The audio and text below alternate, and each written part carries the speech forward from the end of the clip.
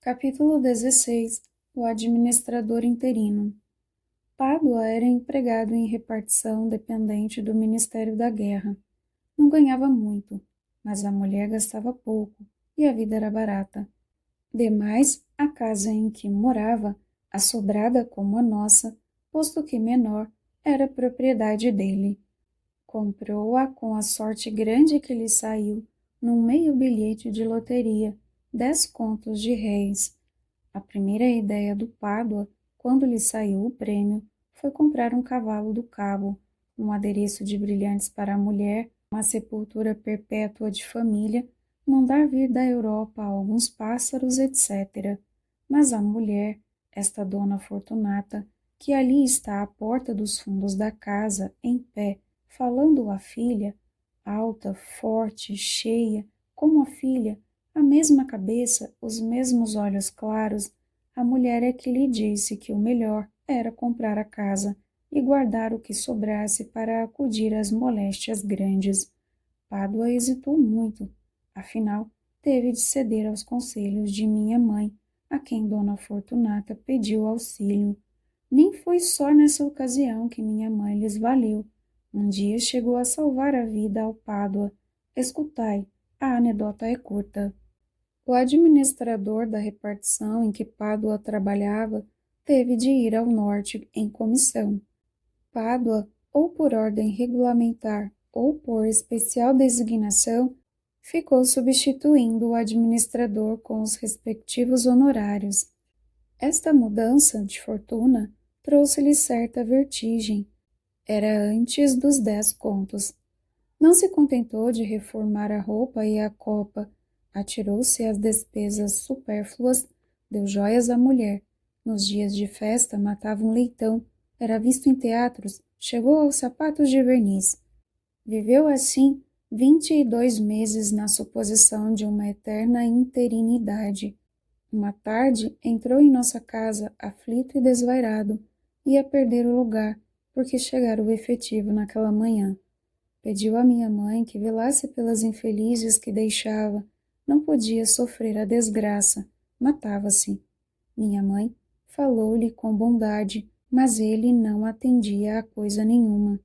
Não, minha senhora, não consentirei em tal vergonha. Fazer descer a família, tornar atrás, já disse, mato-me. Não hei de confessar a minha gente esta miséria. E os outros? Que dirão os vizinhos? E os amigos? E o público? Que público, senhor Pádua? Deixe-se disso, seja homem. Lembre-se que sua mulher não tem outra pessoa. O que há de fazer? Pois um homem, seja homem, ande. Pádua enxugou os olhos e foi para casa, onde viveu prostrado alguns dias, mudo, fechado na alcova ou então no quintal, ao pé do poço, como se a ideia da morte terminasse nele. Dona Fortunata ralhava. Joãozinho, você é criança? Mas tanto lhe ouviu falar em morte que teve medo, e um dia correu a pedir à minha mãe que lhe fizesse o favor de ver se lhe salvava um marido que se queria matar.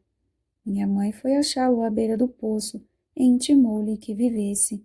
Que maluquice era aquela de parecer que ia ficar desgraçado por causa de uma gratificação menos e perder um emprego interino? Não, senhor, devia ser homem, pai de família, imitar a mulher e a filha. Pádua obedeceu, confessou que acharia forças para cumprir a vontade de minha mãe. Vontade minha? Não, é obrigação sua. Pois seja obrigação, não desconheço que é assim mesmo. Nos dias seguintes, continuou a entrar e sair de casa cozido à parede, cara no chão. Não era o mesmo homem que estragava o chapéu em cortejar a vizinhança, risonho, olhos no ar, antes mesmo da administração interina. Vieram as semanas, a ferida foi sarando. Pádua começou a interessar-se pelos negócios domésticos, a cuidar dos passarinhos, a dormir tranquilo às noites e às tardes, a conversar e dar notícias da rua. A serenidade regressou, atrás dela veio a alegria. Um domingo, na figura de 2 amigos que iam jogar solo, atentos. Já ele ria, já brincava, tinha o ar do costume, a ferida sarou de todo. Com o tempo veio um fenômeno interessante. Pádua começou a falar da administração interina, não somente sem as saudades dos honorários, nem o vexame da perda, mas até com desvanecimento e orgulho. A administração ficou sendo a Égira, donde ele contava para diante e para trás, no tempo em que eu era administrador. Ou então, sim, lembra-me, foi antes da minha administração, 1 ou 2 meses antes.